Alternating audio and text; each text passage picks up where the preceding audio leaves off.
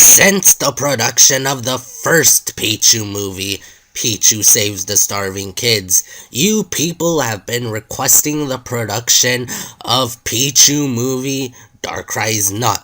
So get ready, my little grandchildren, cause my Christmas present to you will be me telling you the story of Darkrai's Nut. So once upon a time, Darkrai was watching SpongeBob, and he saw Sandy on screen, and he was like, "Oh yeah, Sandy's so sexy." And Darkrai, being the cuckoo crazy New Zealand looking nigga that he is, decided he would become a squirrel. Now Darkrai didn't know how he would all of a sudden become a squirrel. At first, he tried stuffing himself with rare candies until he evolved into a squirrel. He ended up maxing out his level and destroying half of the universe. However, the other half of the universe was protected by copyright law by Disney, so Darkrai ended up abandoning the whole idea. Darkrai had got a new idea. Squirrels eat nuts, and are always with one.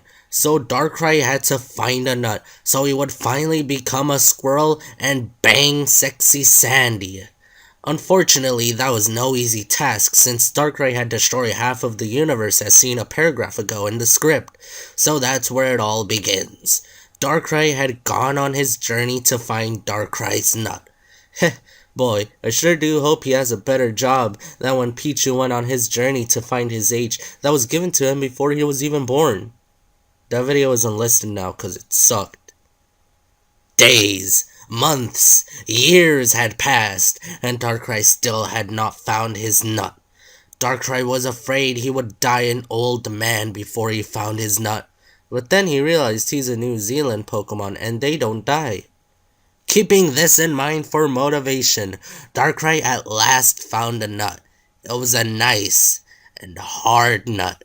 A nice smooth nut, and it looked delicious. With one touch, Darkrai began to change.